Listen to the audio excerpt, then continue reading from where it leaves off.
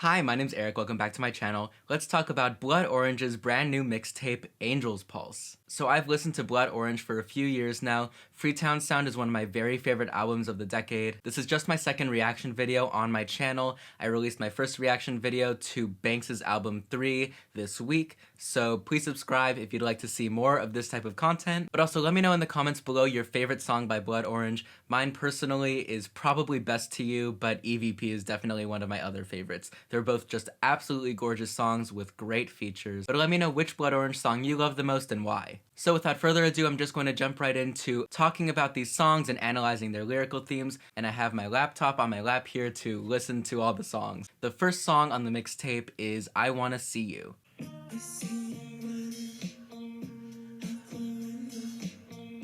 Okay, so I've stopped it right after the first line. You know how important I think first lines are, and the idea of running out the window I think is a really interesting way to start an album, or mixtape rather. So like normally the idea of running out a window is pretty logical, you jump out a window or run out a door, but we see this as a sort of escape, right? If you can't leave through a door, probably means that you're in some sort of crisis or emergency situation. So right away, just from the first line of this mixtape, we get a sense of being trapped and a wanting to escape.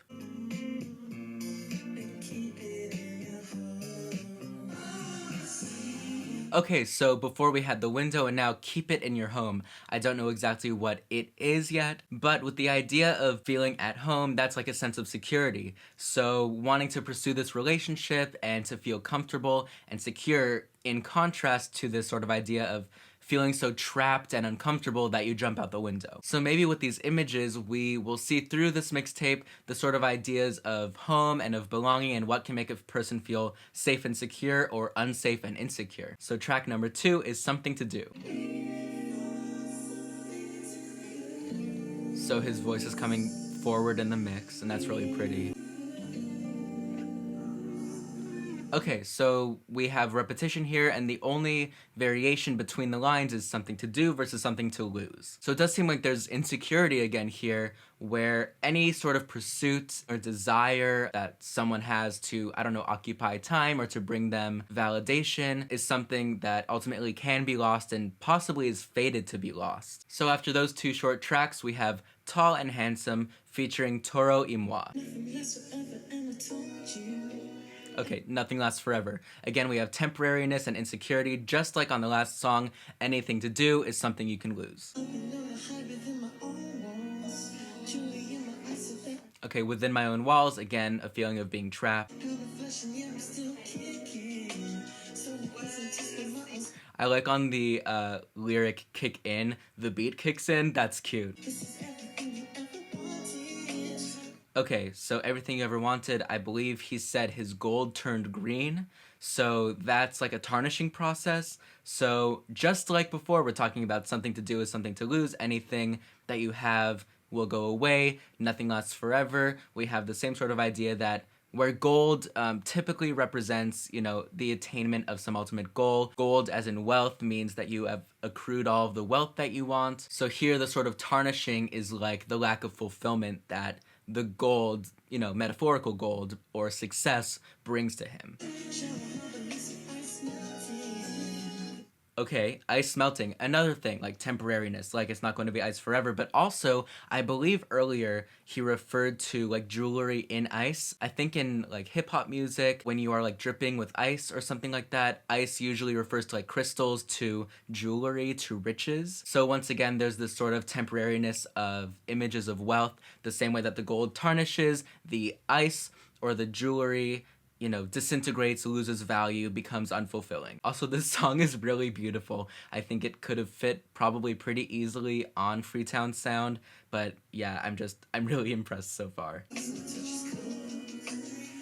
Okay, My Touch is Cold. Again, if jewelry or, you know, wealth is ice and his touch is cold, that means he has touched the wealth, right? He has reached this goal of attaining wealth and success. But typically, you know, coldness refers to like an emotional emptiness, right? If someone is cold to you, that could mean that they're, you know, ruthless, but you know, usually it kind of means like distant or unemotional. And then specifically with the word touch, which, you know, refers to contact, refers to interpersonal connection. So specifically with reference to touch, if he's saying that this sort of coldness of the jewelry has spread to him, then he's sort of being infected in a way by the decaying quality or embitterment that happens with the attaining of wealth.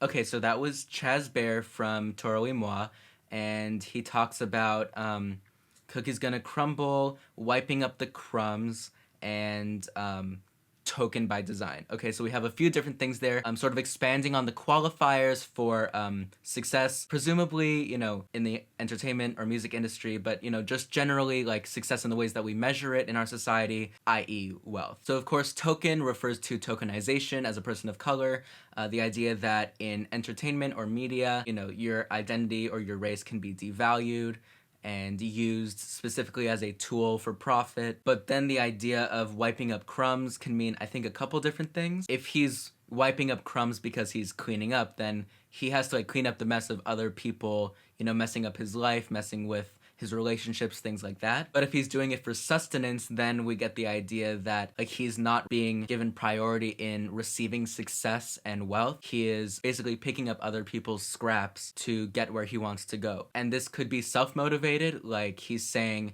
I'm not exactly on top, but I'm going to pick up these scraps and get where I need to go by my own volition. Or he's saying that when I have reached success even, the people in power aren't feeding me. They're not giving me what I have earned, and I have to pick up their crumbs. So track number 4 is called Benzo.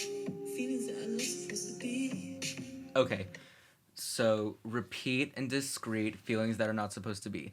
This feels to me like talking about queerness or about being closeted or suppressed. It is pretty vague, but those sort of keywords do feel evocative of stories of, you know, someone being in the closet. Outside, I saw where I belong. So this can possibly explain the story of jumping out the window at the beginning of the album, right? This also seems like it corresponds to the being in the closet narrative, like outside is where I belong, so I need to leave the closet. Or it can be like exclusion. If I don't feel like I'm on the inside or the in-group, then I am the out-group or the other. Listen to the fears that you hear now. Ooh, okay, that was an interesting detail. Listen to the fears that you hear now. Fears are internal and hearing is external. There's like an outside influence that is giving him these fears. Like his insecurities are being imposed on him by some sort of outside voice. Up next, number 5 is Birmingham, featuring Ian Izia. I'm sorry if I mispronounced your name. And Kelsey Lu, who I have talked about on this channel before, and who is a really excellent vocalist and songwriter. Just for full disclosure, I did look into the song before I listened to the album, and I am aware that it is based on the story of the 1963 Birmingham church bombings, which killed 4 young black girls. I will provide some information up here for you to read about this incident if you have not heard about it already. Also, the lyrics to the song are from a 1969 poem by Jerry Moore, so I also encourage you to read that. She raced through the streets of Birmingham, calling for a child. So this is a really literal recounting, I believe, of the events of the bombing, specifically of one of the mothers learning that her daughter had been killed. Like I mentioned, if you haven't heard about this, I really encourage you to read up on it and its reverberations to this day. In that way, I think actually this song might be one of the most prominent connections to the title of the mixtape, in the way that, you know, this is an adaptation not only of a story from the 60s, but also another written work from the 60s, and it still feels vital today. So the idea of like an angel's pulse, you know, an angel is someone who's not alive, obviously, and a pulse is, you know, an attribute of someone who is alive. So we can sort of imagine this song as sort of being an angel's pulse, the angels being these 4 young murdered girls, their pulse being the legacy of their murder, and the ways that we can learn from it still today. Wow. Excellent performances all around, by the way. Just superb job at conveying the emotion. I'm really impressed. I also appreciate that the song is from the point of view of people who were involved in the incident, sort of like I talked about with Kishibashi's album Omoyari. Actually recounting histories from the point of view of people involved can serve to humanize them when you give them emotions as opposed to them just being like the idea of a person who suffered through something. It's easier to relate to them and for them to feel more vital and, like I mentioned, to feel their pulse today. Track 6 on the mixtape is Good For You featuring Justine Skye. I'm interested to see how the mixtape will transition from Birmingham to this song.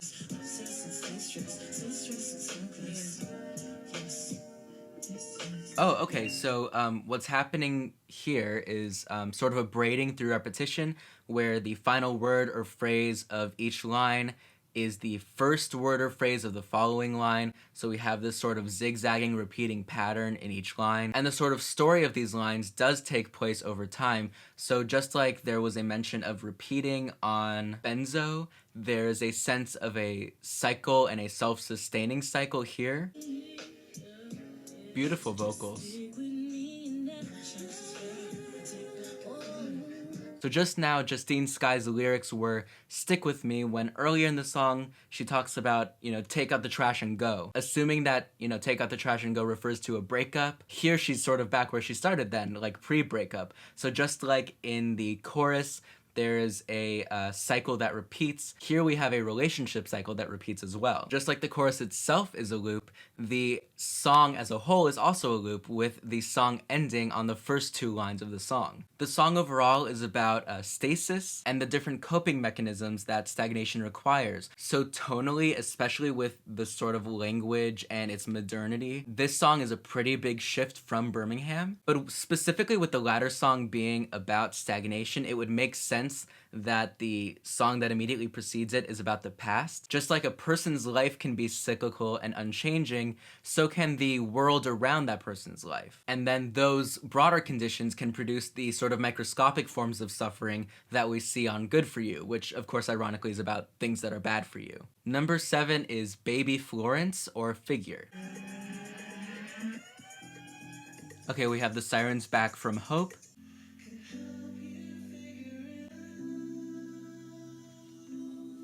Okay, so now we're starting to search for answers, right? Before we were just exploring the different ways that people can suffer within a system or within a sort of personal cycle of stagnation and suffering. But here we are moving towards wanting to understand where those forms of suffering come from. Track number 8 is Gold Teeth featuring Gangsta Boo, Project Pat, and Tinashe, who I really, really love. Okay, so she said, feeling nice, feeling right, but I'm cold at night. So just like earlier, we had coldness as a metaphor for like emotional distance or for suffering, specifically in relation to the attainment of wealth. Here we have the beginnings of sort of like a flex song. So we have these two distinct voices and narratives in conversation with each other and sort of expanding on each other and explaining different aspects of these different stories. Number 9 is Berlin, featuring again Ian Azia, and I'm sorry if I mispronounced your name again, and Porches.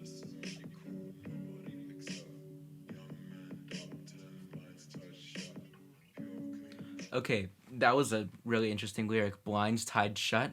That reminds me of the sort of feeling of being closed in or boxed in from the earlier tracks, where the blinds aren't just shut, they're tied shut, which of course serves, I think, the possible hotboxing that's going on in the literal story, but in the metaphorical story, assuming that he is tied to the blinds himself, he is basically ensuring his own stagnation. He is trapping himself in his room.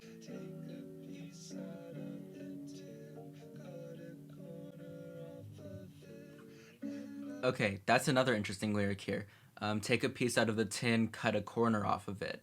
So not only is it just one piece that you have to take, then you have to take a corner of that piece. It reminds me of in Dark and Handsome when Chaz Bear talks about picking up crumbs, basically making something from a lack of something, from like a poverty or a destitution. I really enjoyed how Dev Hynes and Aaron Main from Porches interacted vocally. They both used different aspects of their voices that were really interesting, Particularly, Dev switches from falsetto to this sort of bassy rapping that he does in the middle of the song. But together, the voices add up to this nice texture, like a sort of straining, sort of gravelly, that feels like it's sort of thinned out, like it's compressed by the air around it. It's really interesting, and I really enjoyed that cut. Number 10 is Tuesday Feeling or Choose to Stay, again featuring Tinashe.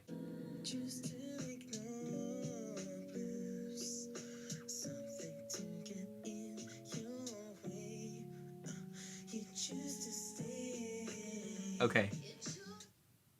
I just cut off Tinashe, sorry. But Choose to Stay, compared to, of course, Feeling Blues, it's like self-sustained sadness, where the feeling of being trapped is self-originated. So it's not necessarily conscious, but he says, like, you choose something to be in your way. So, like, earlier when he talks about something to do, maybe something to do is, like, something to get in your way, right? Like, anything that you use to occupy your time or to reach your goals is ultimately something to distract yourself from your own sadness, and that unfortunately keeps you in that same sadness. Oh, this is awesome. Okay, oh, I just heard, okay, that was a good line. I want this lifestyle for free. Again, back to the sort of lyrical themes of Dark and Handsome, which seems to be the crux of a lot of what happens on this mixtape. Of course, when they say they want this lifestyle for free, it's not a literal cost, it's a emotional cost, a toll that success and wealth can take on a person. I love those like snarled vocals from Tinashe. She's like putting it sort of up in her nose in the style of like a early to mid aughts pop singer. But again, the end of the song uses repetition to talk about cycles. This happens in a lot of songs on this mixtape, like I've talked about, and so that's a really interesting choice. Track 11 is 7 Hours Part 1, featuring Benny Revival. Sorry if the camera position changed a little bit, my camera decided to turn off, so cool. Okay, so again, we have this sort of motif of repetition, and here we get rewinding, so maybe taking power back by turning back time, something like that. Okay, so we got family scratching on the surface, and my problem is that I'm always guarding out, like I'm always on guard. So we get this idea that the speaker is putting up walls, even a loved one can't even get inside. This idea, of course, of like putting up these walls and being on guard, call back to the original idea of the mixtape with the idea of being enclosed. Also, the mention of rewinding forces does signal to us that there are larger systems at work that can create this sort of misery.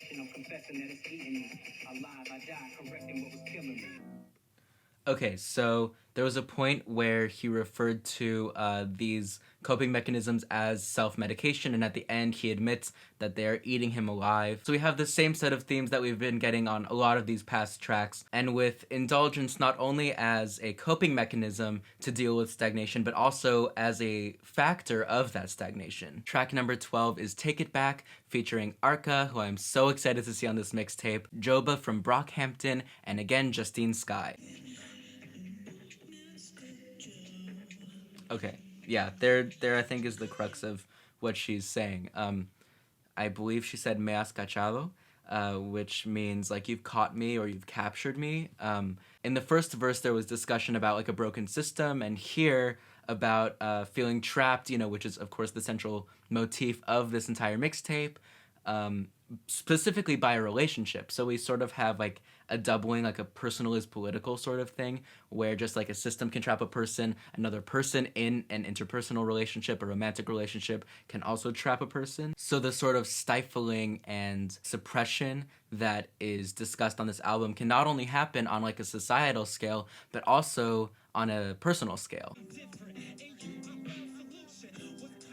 Yeah, Jopa's performance, I think, is probably the most energetic on this song, and that's intentional, I believe. Track number 13 is called Happiness, which I'm sure is an ironic title.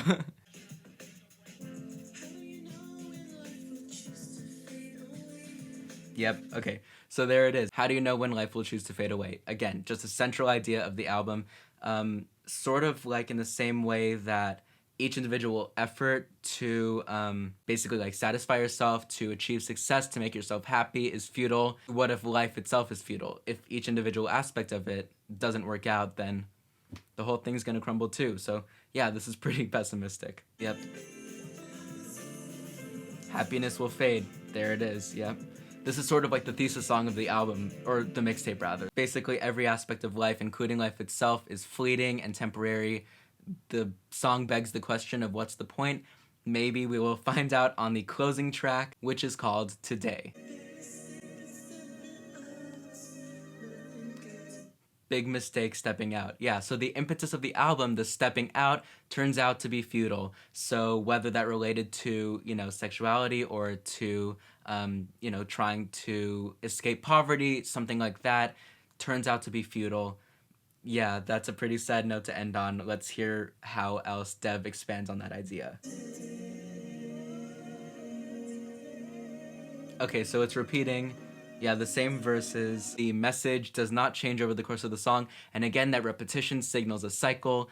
I would imagine, the next day, the Devontae character will wake up and try to step out again, or maybe he won't, but in either case, it will lead back to square one. So ultimately, this album is overall about cycles of sadness and the social conditions that can exacerbate that sadness and create that sadness. I think, as usual, Devontae makes great use of his collaborators.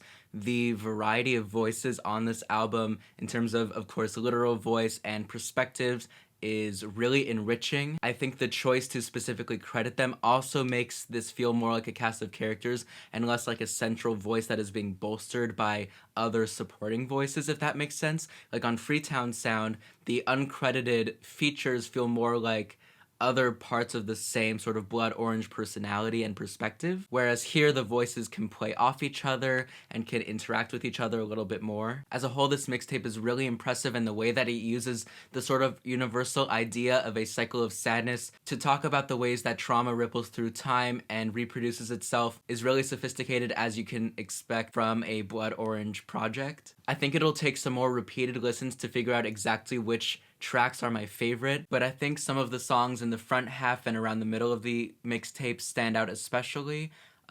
Particularly Birmingham was really emotionally impactful and a really big statement to include on this mixtape. If you've listened to this mixtape, please let me know in the comments below which songs stood out to you and if there are any other albums you'd like me to listen to and analyze. Thank you so much for being here, and until next time, that's it.